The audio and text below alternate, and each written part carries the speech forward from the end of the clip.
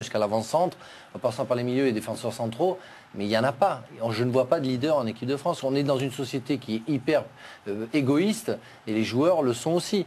Et c'est pour ça qu'on reparle de Barcelone, parce qu'on trouve une... C'est quoi, Jean-Luc? C'est la peur de prendre ses responsabilités, un petit peu ce qu'expliquait Yoann Gourcuff dans ses dernières déclarations du côté de Lyon, notamment, où il avait du mal à se mettre dans cette peau de leader, d'homme décisif. Non, moi je pense pas. Je pense que c'est lié à une fatigue mentale, une fatigue physique. J'ai l'impression. Christophe, on a parlé de ce manque d'envie qu'on a ressenti. Parce qu'en face, en revanche, il y avait une équipe qui était très motivée, très agressive, qui a gagné les duels, qui avait très envie de jouer, qui explosait vite vers l'avant, qui a fait un pressing très haut d'ailleurs, qui a été chercher les Français dans leur camp et qui a bien exploité un petit peu la léthargie des Français. Mais moi je trouve que ce soir, celui qui a été pour moi le plus décevant, c'est Nasri. Parce que c'était une équipe qui était bâtie autour de lui, avec deux milieux défensifs, deux costauds, Diaby, Diarra devant la défense, et lui en tant qu'organisateur de jeu. Donc je trouvais que c'était une équipe qui était faite pour lui, pour qu'il rayonne, pour qu'il s'organise. On verra tout à l'heure avec Cédric Rouquette, les internautes ont trouvé plutôt bon. Nasri, il est mieux noté, mais c'est 5 sur 10 pour Nasri. Je pense qu'il a trop décroché. Il a joué, je dirais, presque trop près de Loris que de la surface adverse. En revanche, ce que je voulais dire sur le devant, sur Ribéry et Malouda, je trouve qu'ils ont eu raison de permuter. Alors, Ribéry a permuté dès les premières minutes avec Malouda. Après 10 minutes, il est resté pendant 25 minutes côté gauche. Voilà, ce qui a permis à Malouda de se retrouver en bonne position, de faire un 1-2 avec Sagna et d'être à la réception de la remise de Benzema, parce que là, il avait tout le but ouvert pied gauche, puisqu'il venait du côté droit. Finalement, Ribéry a eu raison d'aller jouer à gauche tout le début du match. Christophe. Un petit mot, messieurs, également sur cette première période catastrophique notamment de la part de la charnière centrale. On le sait, Philippe Mexès est blessé. C'est donc Mamadou Sakho qui débutait aux côtés d'Adil Rami. Première titularisation en bleu pour le Parisien, qui a eu 15-20 premières minutes vraiment très pénibles. Une relance en tribune directe. Ouais. Très compliqué ce match pour le Parisien. Et Adil Rami, pas en grande forme non plus. Enfin, lui, il a des excuses, Adil Rami, parce que je pense qu'il a bien fêté. Justement, peut-être Sakho, l'avis de notre spécialiste de ce poste, c'est toujours difficile quand on rentre comme ça, qu'on s'immisce dans un couple. Le couple formé par Laurent Blanc, c'était Mexès, Rami, il y avait des automatismes. C'était la belle réussite de Laurent Blanc, arriver à installer un couple à ce poste si important. Sakho, eh bien, on le sait, il a une grande marge de progression. Vous l'avez trouvé comment ce soir, Franck? J'ai trouvé hésitant, mais dans un contexte qui n'est pas favorable, parce qu'il n'y a personne autour pour relever le niveau et pour entraîner. C'est pas un leader, c'est un jeune joueur de l'équipe de France qui vient d'arriver. Oui, mais peu importe. On est en fin de saison, on peut trouver toutes les excuses qu'on veut. Moi, j'aime bien Sakho, mais c'est vrai qu'il faut qu'il se détermine.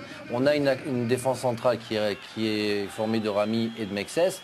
Il faut un troisième. Moi, j'ai eu cette chance-là d'être le troisième de l'équipe de France, avec derrière De Sailly et Blanc. Il faut s'affirmer, il ne faut pas traîner, parce qu'il y a de la place pour lui pour rester pendant 10 ans en équipe de France, pour suivre Mexès et Rami, et puis rentrer quand je pense que Mexès va arrêter. Et c'est à lui de s'imposer. C'est vrai qu'il n'a pas été bon.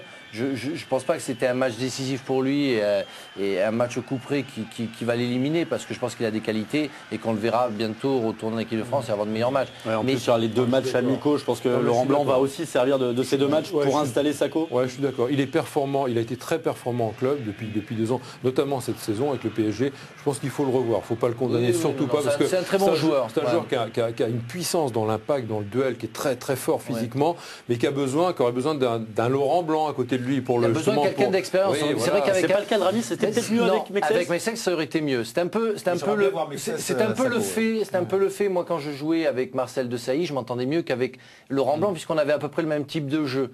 Et il fallait Rami et pour moi Rami et Sakho, c'est le même type de jeu, alors que Mexès est plus dans le libéraux à l'ancienne, si on veut, qui va plus couvrir, il va prêter plus d'attention à ce que fait Sakho pour éviter pour le protéger, en fait, pour le couvrir. Il y en a un qui est plus dans l'impact physique, l'autre qui est plus dans la couverture. Oui, exactement. Et c'était le cas de Sailly, qui était capable de jouer comme ça, où Thuram et Blanc et Laurent Blanc et moi-même plutôt libéraux. Et Sakho, ce qui est intéressant, Franck, c'est qu'il est gaucher, donc ça équilibre bien une charnière. Ça va être très intéressant. On verra la note. Tiens, je vous la donne pas, la note de Sakho, je la regarde. Pas terrible, pas terrible. On va regarder la seconde période. Le dernier, parce qu'il y en a d'autres qui n'ont pas été terribles. Pour tout dire, les notes, ça va entre 3,5 et 5. On verra ça avec Cédric Rouquette tout à l'heure. À l'école, ça passe pas en fin d'année. Christophe Pellé, la seconde période. Ça va aller vite, très vite, Guillaume. Pas grand-chose dans cette seconde période. Karim Benzema va quand même se procurer quelques occasions durant ce deuxième acte.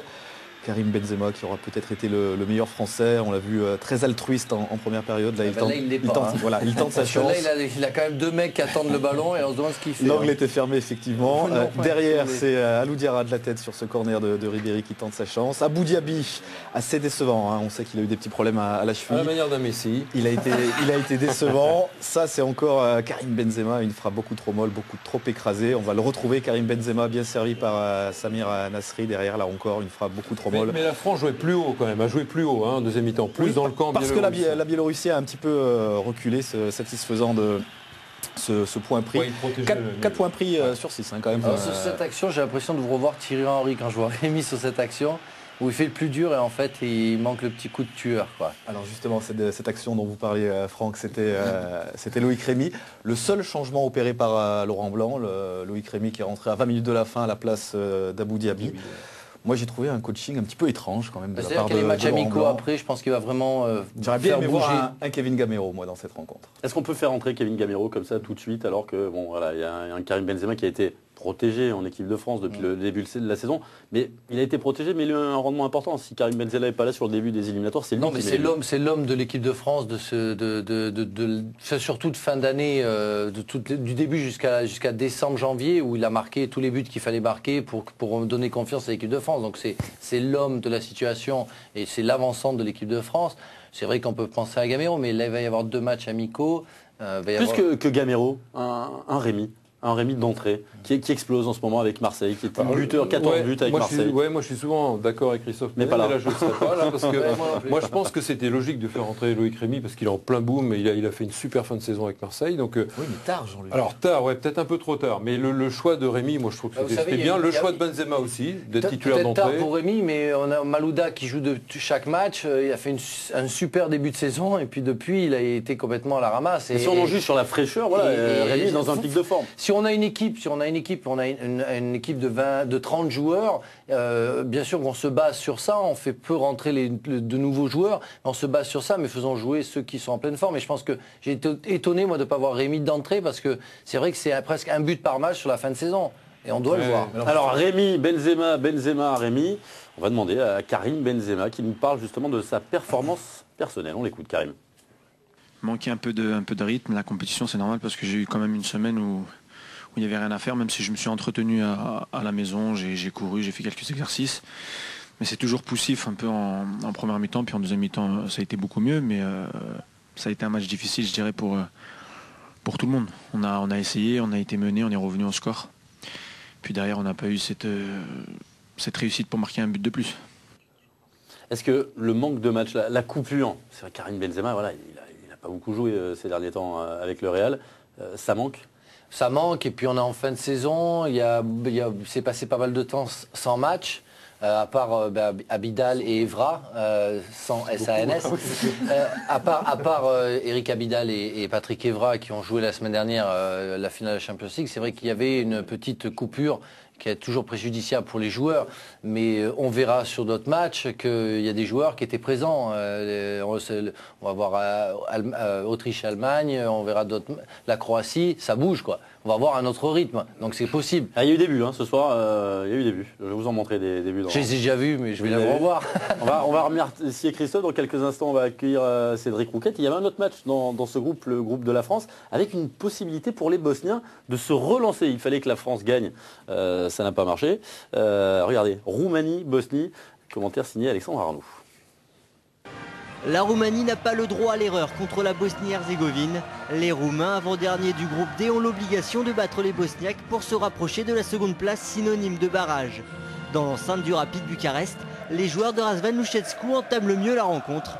9e minute, touche de Sapouranou, Gabriel Muresan reprend de la tête pour battre le gardien bosniaque. Le but est refusé par l'arbitre suédois. Monsieur Eriksson sanctionne le joueur de Porto pour une remise en jeu mal effectuée. La Roumanie domine le premier quart d'heure, cette fois-ci sur corner. Gabriel Tamas reprend. Heureusement pour les Bosniaques, le poteau vient les sauver. La Bosnie se procure enfin sa première occasion. Une tentative conclue par Misimovic.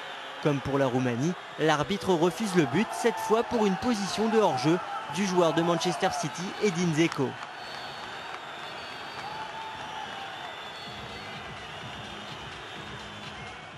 La Roumanie repart à l'attaque dès la demi-heure de jeu. Suite à une belle combinaison, San Martin se retrouve en position idéale pour frapper. Une nouvelle fois, les Roumains manquent de réussite.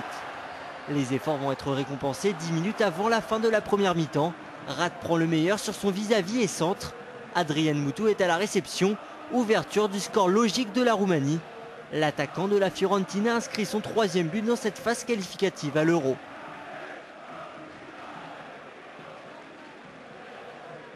Quatre minutes plus tard, de nouveau Razvan Rat sur son côté gauche. Le joueur du Shakhtar Donetsk adresse un nouveau centre. Cette fois, ce n'est pas Mutu mais Marika qui reprend pour inscrire le 2e but. Cyprian Marika, déjà buteur contre la Bosnie le 26 mars dernier, permet à la Roumanie de mener de 2 buts à la mi-temps. Les Roumains repartent avec les mêmes intentions en seconde période. 55e minute, Cyprian Marika intercepte le ballon et se présente seul face à Kenan Azagic. Le lob est parfait, 3-0 pour la Roumanie. L'attaquant de Stuttgart s'offre un doublé et inscrit son 16e but en sélection. Dans les arrêts de jeu, Misimovic fauche Gabriel Taurier. Pénalty indiscutable. Cristian Sapunaru ne parvient pas à transformer le tir au but. Victoire logique de la Roumanie 3-0 contre la Bosnie. Des Roumains relancés dans la course au barrage. La Bosnie tentera, elle, de se rattraper mardi contre l'Albanie. Une France à qui perd, gagne ou qui fait match nul, gagne. Regardez le classement après cette journée dans ce groupe, le groupe de la France. C'est le groupe D. La France qui reste avec cette avance de 4 points finalement sur le Bélarus. Par contre, derrière, ça se resserre pour la 2e place. On rappelle un petit peu le format de cette compétition. Les premiers de chaque groupe sont qualifiés directement. Le meilleur second de tous les groupes sera qualifié directement. Ensuite, il restera 8 équipes. Les 8 seconds, match aller-retour. On sera à 14. On rajoutera l'Ukraine et la Pologne. Et on aura nos 16 qualifiés pour l'Euro. Prochain match dans ce groupe, vous le voyez, ce sera mardi prochain. La Bosnie qui accueille l'Albanie et l'autre match ce sera la Bosnie-Herzégovine, ça je viens de le dire, le Bélarus face au Luxembourg. Cédric Rouquette nous a rejoint. Cédric va nous amener les notes des internautes, mais pas seulement. Vous allez voir, vous avez sélectionné une petite séquence intéressante. Tout de suite les notes. Comme à l'école des fans, c'est pas terrible. Hein. C'est pas terrible. Moi, ma fille me ramène un bulletin comme ça, elle passe pas la porte. C'est la fête du 3,5 ce soir. Ouais. C'est pas, on a déjà vu moins que ça sur certains matchs ici, sur les cas individuels. Mais là, ce qui est frappant, c'est que tout le monde est dans le même sac, hein, j'allais dire. 3,5 pour beaucoup de joueurs. Donc on va tous les nommer. Sagna, Rami, Diarra, Diaby, Ribéry. Et les meilleures notes, 5 pour Nasri, Benzema et Malouda. Je pense que Malouda est récompensé pour son but. Ça veut dire qu'il peut avoir un 4 juste parce qu'il est centreur quand même et il amène le but. C'est exact. Il n'a pas plus démérité que ça, enfin je sais pas. Bon. Voilà. Ce sont les notes des internautes. Ouais, hein. Est-ce qu'il y a des petits favoritismes comme ça? Est-ce que vous avez senti, par exemple, un Nasri, Jean-Luc en parlait, il n'a pas tapé dans l'œil, il est plutôt bien noté, il s'en sort plutôt mal. Est-ce qu'il y a des joueurs comme ça qui ont la faveur de vos internautes sur Eurosport.fr? Les joueurs techniques, qui sont à la base un peu plus techniques que les autres, à la Nasri et Benzema, sont effectivement toujours un petit peu surnotés parfois, quand l'équipe coule un petit peu. Et Jean-Luc parlait de Sagna. Sagna, c'est un garçon qui a beaucoup de mal à convaincre et auquel il manque parfois souvent effectivement un demi-point. Comme aujourd'hui quand même où il fait la passe décisive et où il la joue bien, où il peut lui manquer un demi-point ou un point. Ouais, En même temps, c'est très difficile de noter 11 joueurs. C'est une tendance. C'est une tendance. Ouais. Mais je crois que la punition, puisque c'est une punition collective de la part des internets au niveau des notes, c'est je crois vraiment... C'est peut-être au niveau du jeu. Ce qu'on ressent, voilà, c'est ce qu'on ressent nous, c'est que au niveau de la réflexion, de la création, de l'envie, on ne le sent pas. Et ce que veulent les supporters français, ce que nous voulons, étant tous supporters de l'équipe de France, c'est qu'on sente qu'il y ait une âme, qu'il y ait une envie de se rebeller. Et là, alors on l'a senti sur les premiers matchs de Laurent Blanc. On sentait des fois de la maladresse, mais de la volonté. Là, on n'a pas trop de volonté, en plus on a la maladresse. Oui, mais en plus on est en fin de saison, donc les mecs ils en ont ras-le-bol, ils veulent partir en vacances. Donc le calendrier des matchs, il est comme ça. Mais il est pareil pour tout le monde. Il est pareil pour tout le monde. Donc je cherche même pas d'excuses. C'est que vivement le mois de septembre, bon il va y avoir l'Albanie, donc j'espère qu'on va les tordre quand même chez nous. Ce serait quand même grave. Il y aura d'autres matchs avant l'Ukraine, la Pologne, le 10 août, le Chili à Montpellier. On a des matchs qui sont intéressants. Je doute pas de la qualification de l'équipe de France, mais moi je suis déjà projeté à juin 2012 et je me fais du souci quand je vois le peu d'engagement, qu'il soit mental, physique ou moral, de cette équipe. C'est pas le problème de ce groupe pour l'équipe de France? Oui, moi je suis d'accord. C'est-à-dire que quand j'ai vu la compo d'équipe ce soir, je me suis dit que c'était une équipe qui me plaisait bien, moi. Donc je suis d'autant plus déçu que le résultat est, sur le plan tactique, c'est vrai, sur le plan de l'envie.